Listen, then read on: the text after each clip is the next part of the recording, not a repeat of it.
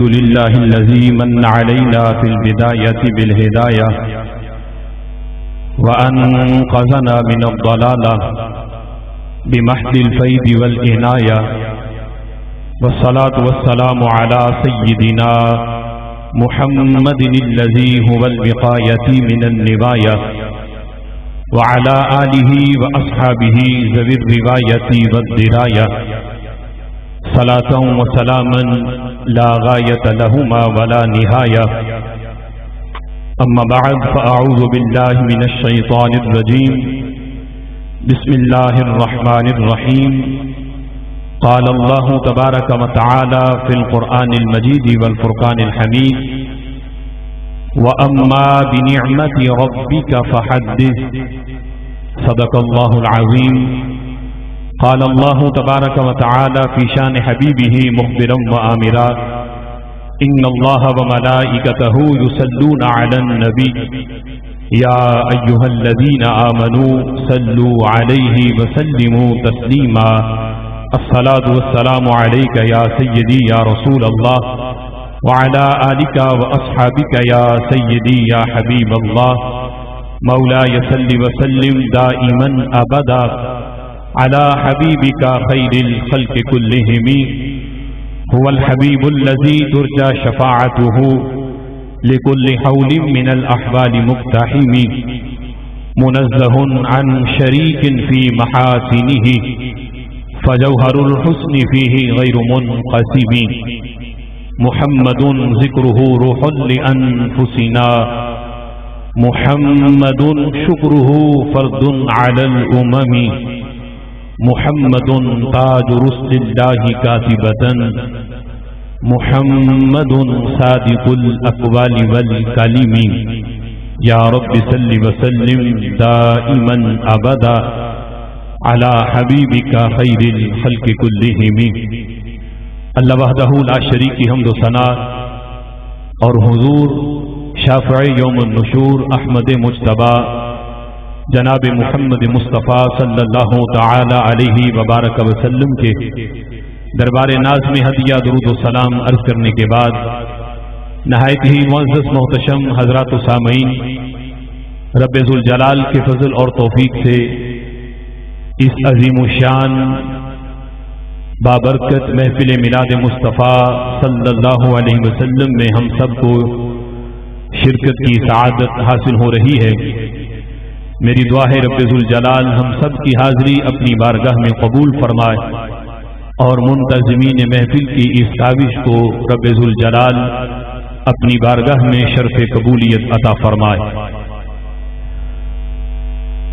خالق کائنات جل جلالہ کا یہ کروڑا احسان ہے کہ اس نے ہمیں اپنے محبوب صلی اللہ تعالی علیہ وسلم کے میلاد کی خوشی کا ادراک عطا فرمایا، اور اس خوشی کو خوشی سمجھنے کی توفیق عطا فرمائی۔ اور یہ بھی رب ذوالجلال کا فضل ہے کہ خلق کائنات جل جلالہ نے اپنے محبوب صلی اللہ تعالی علیہ وسلم کا ذکر کرنے اور ذکر سننے کے لیے ہمارا انتخاب فرمایا کہ شہ بطحا کی مدح سرائی اہل سنت کے حصے میں آئی۔ ہمارے آقا صلی اللہ تعالی علیہ وسلم کہ اس کائنات کے اندر جلوہ گر ہونے پہ جو اس کائنات کو عروج ملا، جو رب ذوالجلال کا فضل و کرم ہوا، وہ ہم اپنے لفظوں میں بیان نہیں کر سکتے۔ پوری کائنات جو رب ذوالجلال نے سجائی ہے، ہمارے آقا صلی اللہ تعالی علیہ وسلم کے میلاد کا صدقہ ہے۔ کائنات کے ذرے ذرے کو رسول اللہ صلی اللہ تعالی علیہ وسلم کے میلاد کا فیض پہنچا۔ دیگر انبیاء بھی اس کائنات کے اندر جلوہ گر ہوئے، لیکن کسی نبی کے آنے سے اتنا نور نہیں پھیلا جتنا نور ہمارے آقا صلی اللہ تعالی علیہ وسلم کے میلاد سے پھیلا ہے۔ دیگر نبی جو اس کائنات کے اندر جلوہ گر ہوئے ہیں، کوئی نبی بھی دو قوموں کا بھی رسول بن کے نہیں آیا۔ حضرت عبداللہ ابن عباس رضی اللہ تعالی عنہما قرآن مجید فرقان حمید کی اس آیت کریمہ کی تشریح میں فرماتے ہیں کہ رب ذوالجلال کا جو فرمان ہے کہ ہم نے جس رسول کو بھی بھیجا ہے اسے اس رسول اس قوم کی زبان سکھا کے بھیجا ہے، تو اس آیت کریمہ میں لفظ لسان بھی واحد ہے، لفظ قوم بھی واحد ہے، تو اس سے پتہ چلا کہ کوئی رسول بھی دو قوموں کا بھی رسول نہیں تھا۔ اللہ نے پہلے جتنے بھی رسول بھیجے وہ صرف ایک قوم کے لیے رسول بن کے آئے، لیکن جب ہمارے آقا صلی اللہ تعالی علیہ وسلم کو رب ذوالجلال نے اس کائنات کے اندر مبعوث فرمایا تو اللہ فرماتا ہے محبوب ہم نے تمہیں ایک قوم کا نہیں، 10 کا نہیں، 100 کا نہیں، محبوب میں نے تمہیں پوری کائنات کا رسول بنا کے بھیجا ہے۔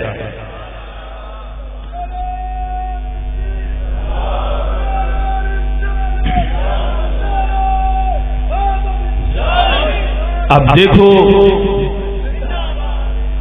جو ایک قوم کا رسول بن کے آئے وہ زبان بھی صرف ایک قوم کی سیکھ کے آئے، اور جس کو رب ذوالجلال نے کروڑوں قوموں کا رسول بنایا ہے تو رب ذوالجلال نے اسے کروڑوں قوموں کی زبان بھی دے کے بھیجا ہے۔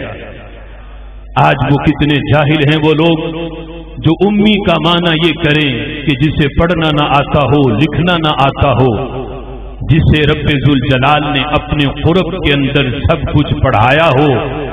اللہ فرماتا ہے محبوب ہم تمہیں پڑھائیں گے، ایسا پڑھائیں گے کہ وَعَلَّمَكَ مَا لَمْ تَكُنْ تَعْلَمْ، رب ذوالجلال نے تمہیں وہ سکھا دیا محبوب جو تم پہلے نہیں جانتے تھے۔ وَكَانَ فَضْلُ اللَّهِ عَلَيْكَ عَظِيمًا، یہ رب ذوالجلال کا تم پہ بڑا فضل عظیم ہے۔ اور فرمایا سَنُقْرِئُكَ فَلَا تَنْسَىٰ، ہم تمہیں ایسا پڑھائیں گے، دنیا کے استاد پڑھائیں تو بندہ بھول سکتا ہے، اللہ فرماتا ہے محبوب ہم تمہیں ایسا پڑھائیں گے کہ پھر تم کبھی بھولو گے نہیں۔ آج کوئی 5 پرائمری جو ہے وہ اسکول کا ٹیچر ہو اور وہ بچے کو پڑھائے 5 جماعتیں، اسے پڑھنا بھی آئے، اسے لکھنا بھی آئے، تو وہ رب جس کی قدرتوں کو میں کسی کو شک نہیں ہو سکتا، جس سے بڑی قدرتیں کسی کی نہیں، وہ خالق کائنات جل جلالہ جب کسی کو اپنے قرب خاص کے اندر پڑھائے تو رب ذوالجلال نے پھر کمی کیا چھوڑی ہوگی۔ امی کا معنی یہ نہیں جو آج وہ جاہل طارق مسعود کر رہا ہے کہ وہ جسے پڑھنا نہ آتا ہو، لکھنا نہ آتا ہو۔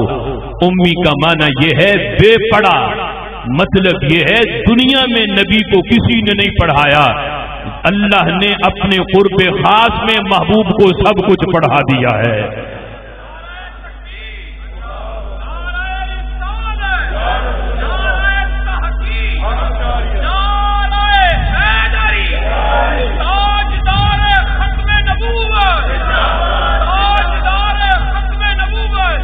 تو فرمایا جو کروڑوں قوموں کا رسول ہے وہ کروڑوں قوموں کی زبانیں بھی لے کے آیا۔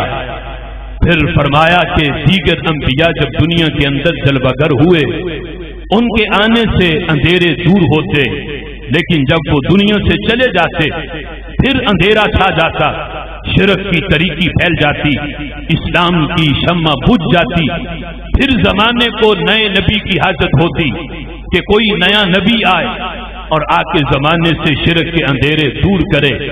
ہر نبی کے آنے اور ہر نبی کے چلے جانے کے بعد زمانے کو ہر نئے نبی کی حاجت رہی ہے، لیکن صدیوں پہلے مکہ شریف کی سرزمین پر حضرت آمینہ رضی اللہ تعالی عنہا کے گھر جو نور چمکا ہے، صدیاں گزر جانے کے باوجود آج بھی وہ نور ہمارے سینوں کو جگمگا رہا ہے۔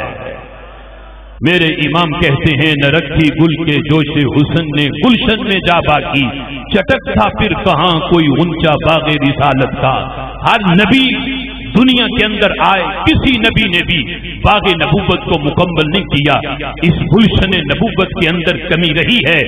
محبوب آپ نے آ کے باغ نبوت کو ایسا اکمل اور کامل کر دیا ہے، اب کسی کونے میں بھی کسی کلی کے کھلنے کی بھی گنجائش باقی نہیں ہے۔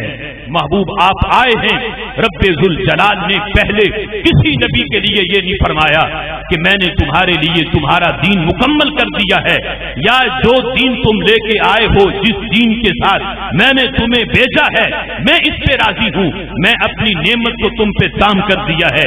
کسی نبی کے لیے یہ اعلان نہیں ہوا، لیکن 12 ربیع النور شریف کو ہمارے آقا علیہ الصلوۃ والسلام کا میلاد ہوا تو رب ذوالجلال فرماتا ہے محبوب میں نے تم پہ دین بھی مکمل کر دیا ہے، اپنی نعمت بھی تم پہ تام کر دی ہے۔ اب قیامت تک نہ اس دین کے اندر کوئی تبدیلی ہو سکتی ہے، نہ کوئی شریعت نہیں آ سکتی ہے، نہ کوئی نیا دین آ سکتا ہے۔ اب صبح قیامت تک جس کی نبوت کا جھنڈا لہرائے گا محبوب وہ میں نے تمہیں تاجدار ختم نبوت بنا کے بھیج دیا ہے۔ میرے امام کہتے ہیں دیگر انبیاء کے میلاد میں اور ہمارے آقا صلی اللہ تعالی علیہ وسلم کے میلاد میں فرق یہ ہے، سب سے اول سب سے آخر، ابتدا ہو انتہا ہو، تھے وسیلہ سب نبی تم اصل مقصود خدا ہو، پاک کرنے کو وضو تھے تم نماز جاں فضا ہو، سب بشارت کی اذاں تھے تم اذاں کا مدعا ہو۔ سب سے اول سب سے آخر محبوب کائنات کی ابتدا بھی تم سے ہے، آدم علیہ السلام سے تو انسانیت کی ابتدا ہے۔ محبوب آپ تو اس وقت بھی تھے، آپ کا نور تو اس وقت بھی تھا جب نہ زمین تھی، نہ آسمان، نہ عرش، نہ لوح، نہ کرسی، کچھ بھی نہیں تھا۔ رب ذوالجلال نے سب سے پہلے اپنے نور سے محبوب آپ کے نور کو پیدا فرمایا، پھر پوری کائنات جو بنی ہے وہ تمہارے نور کی خیرات ہے۔ جنت بھی تیرے نور کی ایک تجلی ہے، لوح بھی تیرے نور کی ایک تجلی ہے، قلم بھی تیرے نور کی ایک تجلی ہے، یہ آسمان، یہ چاند، یہ سورج، یہ سارے محبوب تیرے نور کی جزوں کا نام ہے۔ رب ذوالجلال نے محبوب تمہیں نور کل بنا کے بھیجا ہے۔ سب سے اول کائنات کی ابتدا بھی تم سے ہے، اور محبوب اللہ نے نبوت دینے کے لحاظ سے سب سے پہلے جسے نبوت دی ہے محبوب وہ بھی تیری ذات ہے۔ آدم علیہ السلام تو اس وقت ابھی پانی اور مٹی کے درمیان تھے، حضور فرماتے میں اس وقت بھی نبی تھا، اس وقت بھی نبی تھا۔ اب یہاں بھی کچھ لوگوں نے مانا غلط لیا، کہا مطلب یہ ہے کہ حضور اللہ کے علم میں نبی تھے، یعنی اس وقت عملی طور پہ نبوت نہیں ملی ہوئی تھی، اللہ کے علم میں نبی تھے۔ میں کہتا ہوں پھر اس میں تو حضور کی انفرادیت کوئی نہ ہوئی، اللہ کے علم میں تو اس وقت حضرت نوح بھی نبی تھے، حضرت موسیٰ بھی نبی تھے، حضرت عیسیٰ بھی نبی تھے، جتنے نبی کائنات میں آئے ہیں سارے اللہ کے علم میں نبی تھے۔ انفرادیت تب بنے گی سارے نبی اللہ کے علم میں نبی تھے، عملی طور پہ جسے اللہ نے نبوت دی ہے محبوب وہ تیری ذات گرامی ہے۔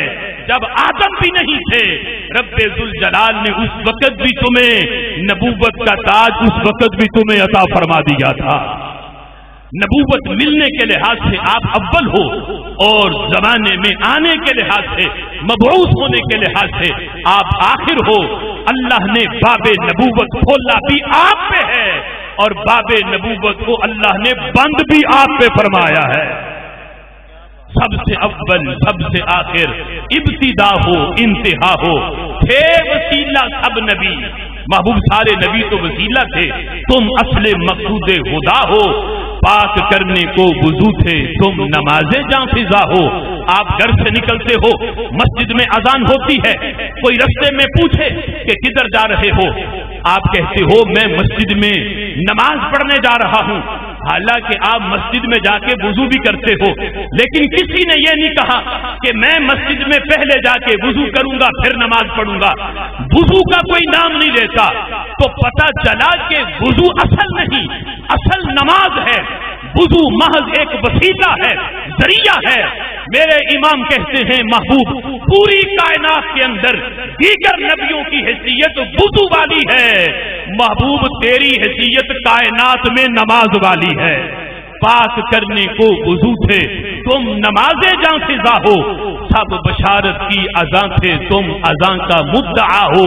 سارے نبی دنیا میں آئے، ان کے ذمے دو کام تھے، ایک وہ رب ذوالجلال کی توحید کا درس دیتے رہے، دوسرا محبوب تمہارے آنے کی اذانیں دیتے رہے۔ اللہ نے ان سب کی اذانوں کا مدعا جو ہے محبوب تیری ذات کو بنا کے بھیجا۔ رب ذوالجلال کا یہ کتنا فضل ہے کہ خلق کائنات جل جلالہ نے ہمیں حضور کے میلاد کی خوشی کا ادراک بھی دیا ہے، اور آج صدیوں بعد، صدیوں پہلے حضور کا میلاد ہوا تھا، آج بھی رب ذوالجلال کے فضل سے ہم اس سرزمین پہ حضور کے میلاد کا جشن سجائے بیٹھے ہیں۔ اور جس انداز میں آپ بیٹھے ہو، آج سے صدیوں پہلے مدینہ شریف کے نور نگر میں مسجد نبوی شریف کے صحن میں ایسا ہی ایک جلسہ سجا تھا۔ یہ تشریح میں نے صرف اس لحاظ سے دی ہے کہ جو موضوع آج ہمارے جلسے کا ہے موضوع وہی تھا، وگرنہ ہمارے کروڑوں جلسے بھی اس جلسے کی برابری نہیں کر سکتے۔ جہاں تقریر کرنے والے حضرت حسان بن ثابت ہوں، عبداللہ ابن مسعود ہوں، عبداللہ ابن عباس ہوں، صدیق اکبر ہوں، فاروق اعظم ہوں، اور اس جلسے کی صدارت کرنے والے خود امام الانبیاء ہوں، ہمارے کروڑوں جلسے بھی اس جلسے کی برابری نہیں بن سکتے۔ لیکن تشبیہ میں نے صرف ایک جز کے لحاظ سے دی ہے کہ موضوع جو اس جلسے کا تھا آج صدیوں بعد ہمارے جلسے کا وہی موضوع ہے۔ اور جلسے کا لفظ میں نے اپنی طرف سے نہیں لیا، حدیث میں لفظ ہے، مسند امام احمد میں بھی ہے، مسلم شریف میں بھی ہے۔ صحابہ مسجد نبوی میں جلسہ سجا کے بیٹھے تھے، میرے محبوب کا شانہ نبوت سے باہر آئے، پوچھا ما اجلسکم، صحابہ یہ جلسہ کیسا ہے، کس لیے بیٹھے ہو؟ صحابہ کہتے ہیں جلسنا نذکر اللہ ونحمدہ علی ما ہدانا للاسلام ومننا بک علینا۔ محبوب جلسے کا موضوع یہ ہے، ہم یہاں بیٹھ کے یہی کہہ رہے تھے فضل رب العلا اور کیا چاہیے، مل گئے مصطفیٰ اور کیا چاہیے۔ جلسنا نذکر اللہ، ہم یہاں بیٹھ کے اللہ کا شکر کر رہے تھے، اس کا ذکر کر رہے تھے کہ اس نے ہمیں دین اسلام کی ہدایت دی، ومننا بک علینا، اور اللہ نے آپ کو ہمارے پاس بھیج کے جو ہم پہ احسان کیا ہے، ہم اس احسان پہ اللہ کا شکر ادا کر رہے تھے۔ جس مقصد کے لیے آج ہم یہاں بیٹھے ہیں، سیم وہی مقصد صحابہ کا تھا۔ میرے محبوب نے چھڑکی نہیں دی، صحابہ کام بڑے ہیں کرنے والے، تم میرے میلاد کے جلسے سجا کے بیٹھو، تمہارا ہر کام بعد والوں کے لیے شریعت بنتا ہے، مجھ سے پوچھ تو لیا کرو کہ میرے میلاد کے جلسے یہ سجانا جائز بھی ہے یا نہیں۔ میرے محبوب نے یہ نہیں فرمایا، بلکہ فرمایا صحابہ قسم اٹھا کے بتاؤ کہ تم واقعی ہی میرے میلاد کے جلسے میں بیٹھے تھے، قسم اٹھا کے بتاؤ۔ پھر قسم لینے کا سبب بھی بیان کیا، یہ نہیں کہ مجھے تم پہ شک ہے کہ تم یہ بات غلط بیانی کر رہے ہو، نہیں، شک نہیں ہے، یقین ہے کہ تم سچ کہتے ہو۔ سبب یہ ہے صحابہ تم جس عظیم کام کے لیے بیٹھے ہو، میں اپنے کشانہ نبوت میں تھا، میرے پاس ابھی جبریل آئے ہیں، جبریل نے آ کے مجھے یہ خبر دی ہے محبوب تمہارے صحابہ مسجد نبوی کے صحن میں تیرے میلاد کا جلسہ سجا کے بیٹھے ہیں، ادھر رب ذوالجلال فرشتوں کے سامنے تمہارے صحابہ پہ فخر فرما رہا ہے، فرشتوں کی محفل سجا کے اللہ صحابہ کا نام لے رہا ہے، فخر کر رہا ہے۔ دیکھو فرشتوں، میں نے محبوب دیا تھا، انہوں نے ایسا نہیں کیا کہ محبوب لے لیا ہو، احسان لے لیا ہو اور اس کا ذکر کرنا بھول گئے ہوں۔ آج کئی سال گزرنے کے بعد انہوں نے محبوب بھی لیا ہے، محبوب کا میلاد بھی لیا ہے۔ صحابہ اکرام رضوان نے اپنے عمل سے بتایا کہ کل کو کوئی یہ نہ کہے کہ بڑے اہم کام ہے کرنے والے۔ صحابہ نے بتایا ہم سے زیادہ قیمتی وقت کسی کا نہیں، ہم نے نماز بھی پڑھی ہے، ہم نے حج بھی کیا ہے، ہم نے زکات بھی دی ہے، ہم نے جہاد بھی کیا ہے، اور وقت نکال کے بیٹھ کے محبوب کو یاد بھی کیا ہے۔ صحابہ اکرام رضوان نے اس انداز میں اس حقیقت کو واضح کیا، اور رب ذوالجلال نے کس انداز میں میرے محبوب فرماتے ہیں اللہ فرشتوں کے سامنے میرے صحابہ تم پہ فخر کر رہا ہے۔ جب تک بکے نہ تھے کوئی پوچھتا نہ تھا، تم نے خرید کر انمول کر دیا۔ یہ شرف اور یہ عظمت خالق کائنات جل جلالہ نے اہل سنت کو عطا فرمائی، اور میں کہتا ہوں کہ رب ذوالجلال کا یہ شکر ادا کیا کرو کہ خالق کائنات جل جلالہ نے تمہیں مسلک حق اہل سنت عطا فرمایا۔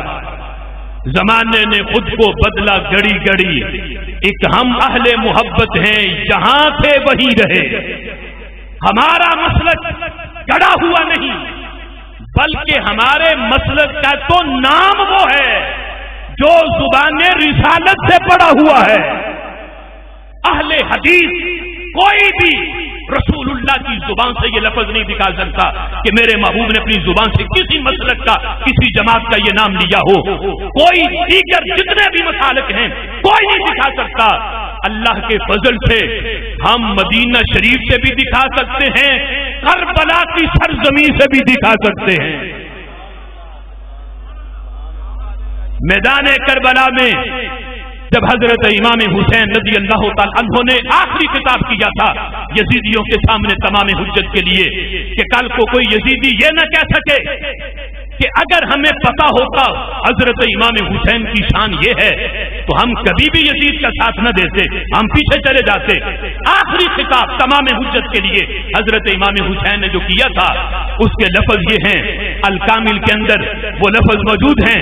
حضرت امام حسین فرمانے لگے، سنو میں وہ ہوں جس کے بارے میں امام الانبیاء، جن کا کلمہ اے سامنے والوں تم بھی پڑھتے ہو، تم بھی مسلمانی کا دعویٰ کرتے ہو اور ان کے امتی ہونے کا دعویٰ کرتے ہو، ان کی زبان سے میرے بارے میں اور میرے بھائی حضرت امام حسن کے بارے میں یہ لفظ نکلے تھے۔ انہوں نے فرمایا تھا، ان الحسن والحسین سیدا شباب اہل الجنہ وقرۃ عین اہل السنہ۔ میرے محبوب نے فرمایا تھا یہ حسن و حسین یہ جنتی نوجوانوں کے سردار بھی ہیں اور اہل سنت کی آنکھ کی ٹھنڈک بھی ہیں۔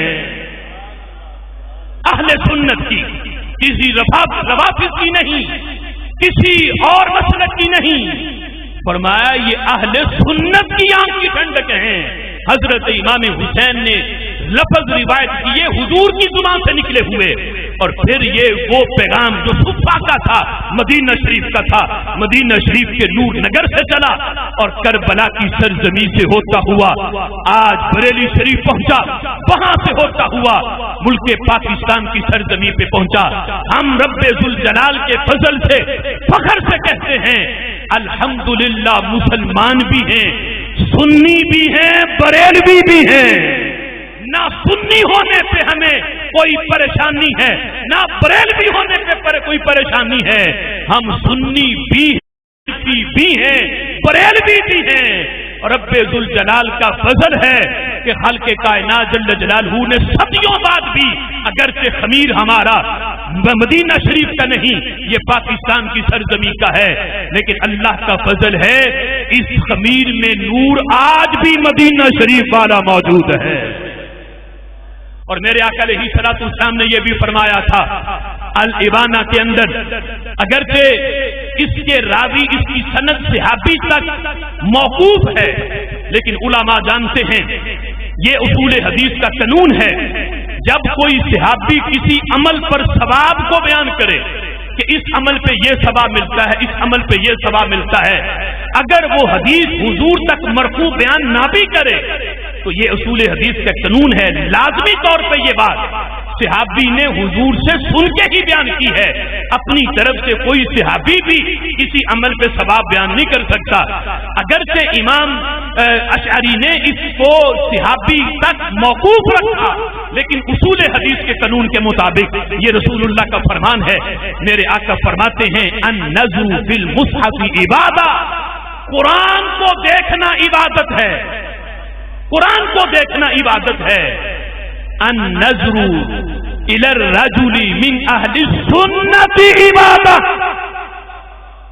اور میں صرف قرآن کو دیکھنا عبادت نہیں، صحیح العقیدہ سنی کا چہرہ دیکھو اللہ پھر بھی تمہیں عبادت کا ثواب عطا فرمائے گا۔ نعرہ تکبیر، نعرہ رسالت، نعرہ حیدری، نعرہ تحقیق، تاجدار ختم نبوت، علماء حق اہل سنت۔ اب دیکھو وہ سنی جس کی میں حدیث کے اندر یہ لفظ ہے، یہ سنی پیر کی بات نہیں، عالم کی بات نہیں، سید کی بات نہیں، ان کو دیکھنا، ان کے اوپر جو اجر و ثواب ہے وہ تو الگ ہے۔ صحیح العقیدہ عالم، سنی عالم کا دیدار کرو تو حضور فرماتے ہیں گویا کہ اس نے مجھے دیکھا، یہ اجر و ثواب الگ ہے۔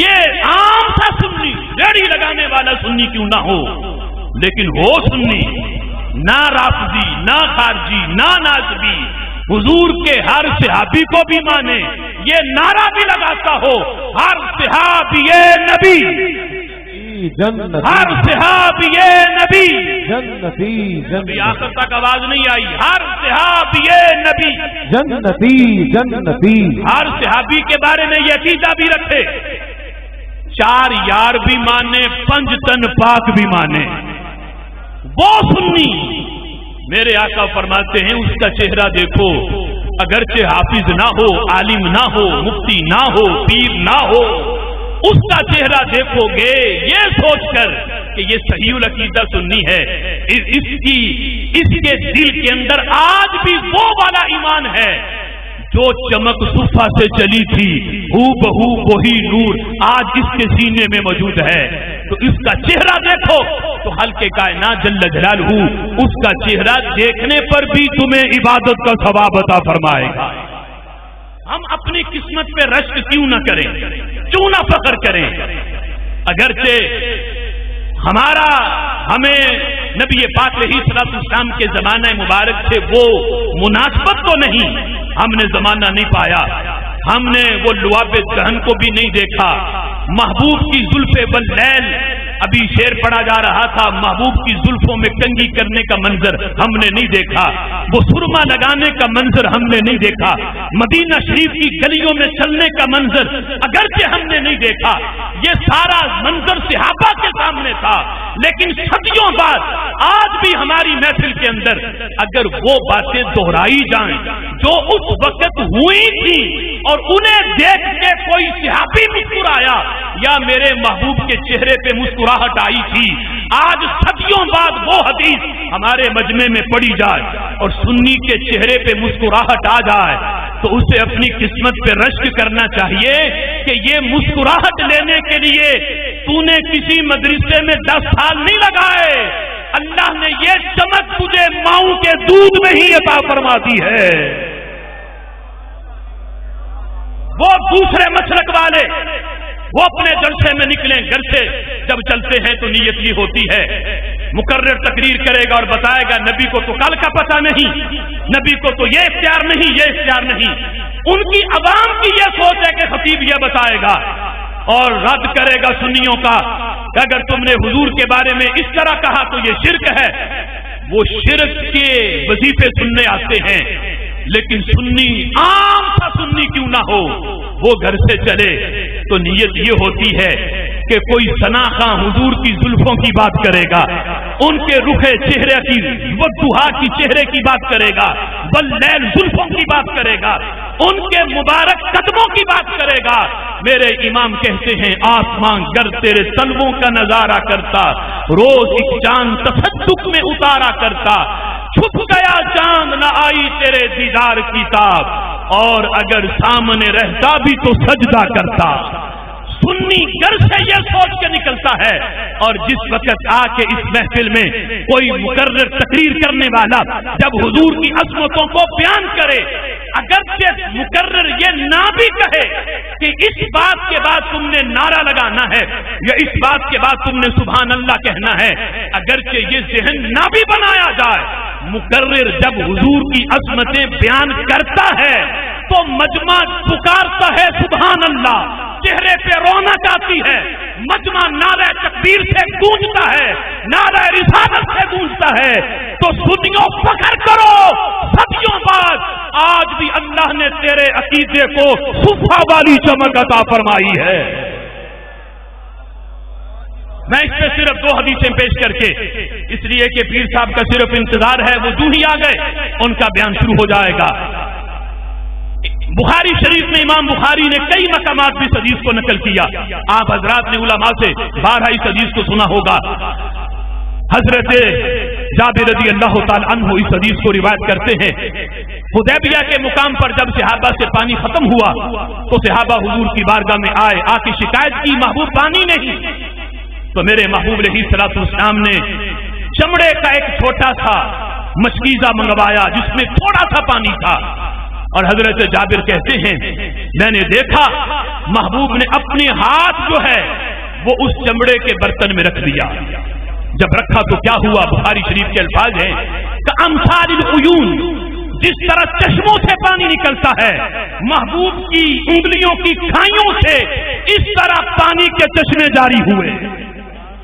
میرے امام کہتے ہیں انگلیاں ہیں فیض پر، ٹوٹے ہیں پیاسے جھوم کر، ندیاں پنجاب رحمت کی ہیں جاری، واہ واہ۔ یہ حدیث کا ترجمہ گڑا ہوا عقیدہ نہیں، صفا سے پڑا ہوا عقیدہ۔ انگلیوں سے پانی کے چشمے جاری ہوئے، صحابہ نے پانی پیا، استعمال کیا، برتن بھرے۔ بعد میں کسی نے پوچھا حضرت جابر سے، جابر بتاؤ نا اس دن تمہاری تعداد کتنی تھی جنہوں نے محبوب کی انگلیوں سے نکلا ہوا پانی پیا بھی تھا، وضو بھی کیا تھا، برتن بھی بھرے تھے؟ اور جہاں رک کے ایک عقیدے کی بات بھی بتاتا چلوں، پانی نکلا ہے محبوب کے پیکر نور سے، جسم سے، انسانی جسم سے جو کچھ نکلتا ہے وہ خون ہے یا پیپ ہے، نجس ہے دونوں، تھوڑا سا بھی کپڑے کو لگے کپڑا ناپاک، لیکن یہاں صحابہ کو وہ پانی چاہیے تھا جو پاک بھی ہو، پاک کرنے والا بھی ہو۔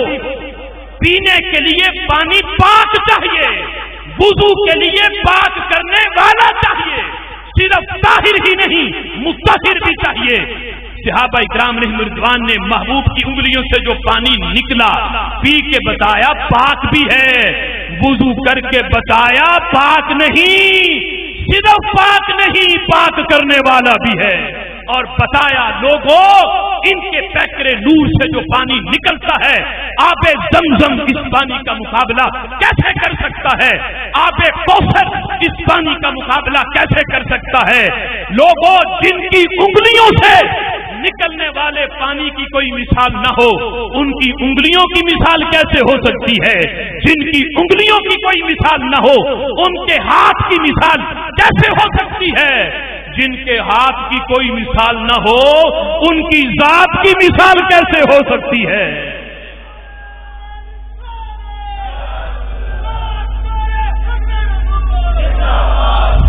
اب توجہ کرنا، وقت کافی ہو چکا۔ فرمایا بتاؤ اے جابر کم کنتم یومئذ، اس دن تمہاری تعداد کتنی تھی؟ یہاں جو نقطہ میں آپ کو سمجھانے لگا ہوں مجھے پتا ہے آپ کی نظریں دروازے پہ ہیں اور شدت سے آپ جن کا انتظار کر رہے ہیں اب وہ قریب ہیں، انشاءاللہ تھوڑی دیر میں ہمارے درمیان ہوں گے اور ہم ان کا خطاب سماعت کریں گے، لیکن تھوڑی دیر کے لیے توجہ ادھر رکھیں۔ جس پیرائے میں آپ کو یہ حدیث میں سنا رہا ہوں کہیں وہ نقطہ نکل نہ جائے۔ پوچھا کم کنتم یومئذ، تمہاری تعداد کتنی تھی؟ جواب اتنا تھا کنا 15 مئہ، اس دن ہماری تعداد 1500 تھی، ہم 1500 صحابہ تھے جنہوں نے محبوب کی انگلیوں سے نکلا ہوا پانی پیا بھی، جانوروں کو بھی پلایا، برتن بھی بھرے، وضو بھی کیا۔ اگلی بات جو حدیث میں ہے حضرت جابر سے سوال اتنا تھا بتاؤ تعداد کتنی تھی جنہوں نے پانی پیا؟ اور 1500 تعداد یہ بھی کوئی چھوٹی شان تو نہیں تھی، بہت بڑی شان تھی، لیکن حضرت جابر نے بتایا بات جب نبی کی عظمت کی ہو تول تول کے بیان نہیں کرتے، سینہ کھول کھول کے بیان کرتے ہیں۔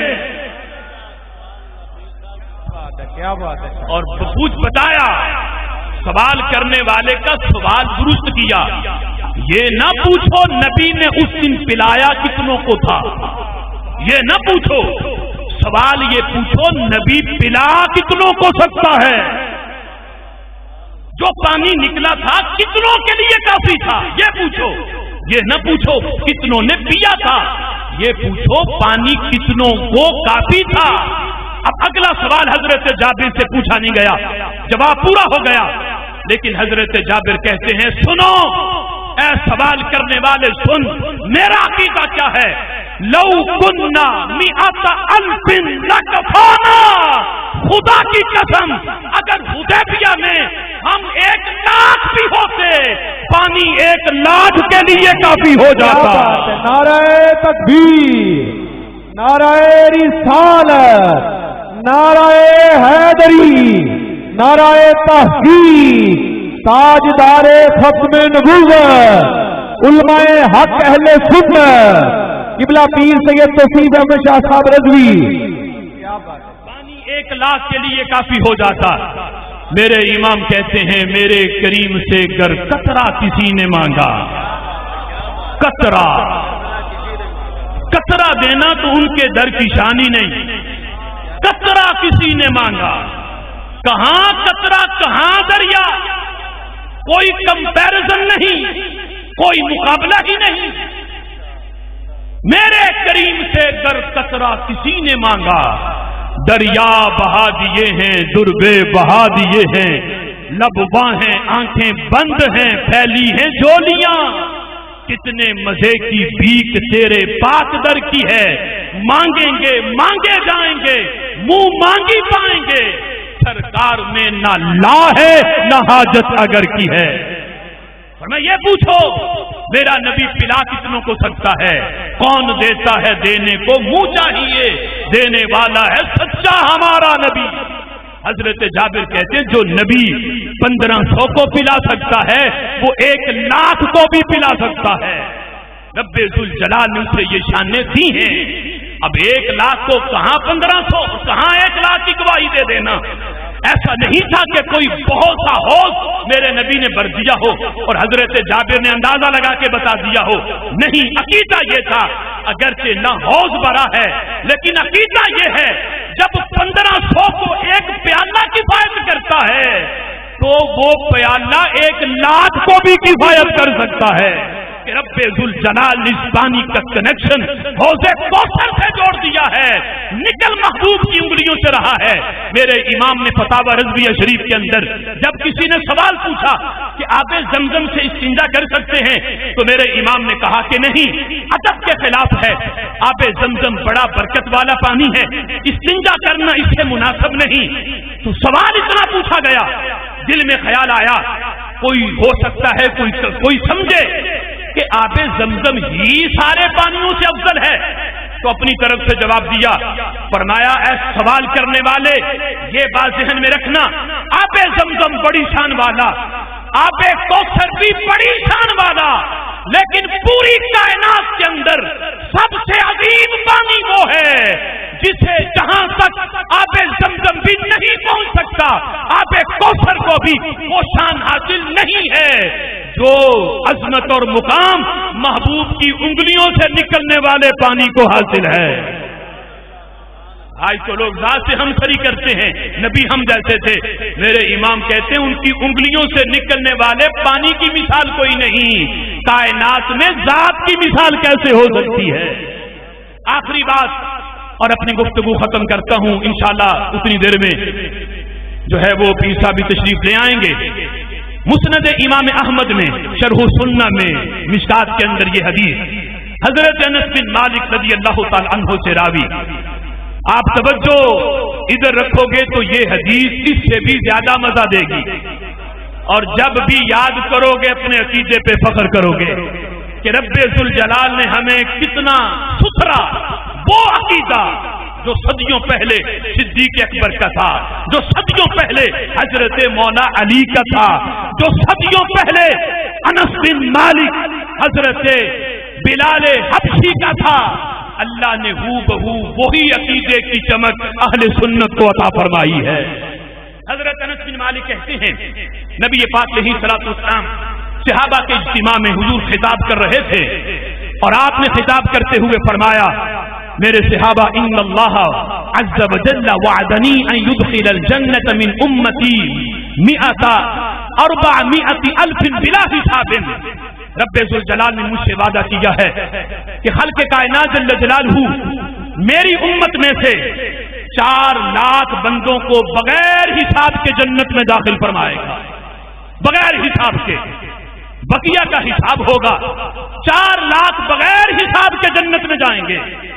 اب 4 لاکھ تعداد تو بہت بڑی ہے، لیکن ان کے لیے بڑی ہے جو کہیں کہ نبی تو ایک کو بھی نہیں بخشوا سکتے، لیکن ان کے لیے بڑی تھوڑی ہے جو کہتے ہیں محبوب تیرے تو اشاروں سے کروڑوں جہنمی جنتی بن جائیں گے.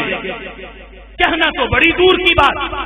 اب جس وقت میرے محبوب نے یہ تعداد بیان کی، حضرت صدیق اکبر رضی اللہ تعالیٰ عنہ کھڑے ہو گئے، عرض کرنے لگے محبوب یہ 4 لاکھ تعداد جو آپ بیان کر رہے ہو کہ بغیر حساب کے جنت میں جائیں گے، محبوب یہ تعداد تو بڑی تھوڑی ہے.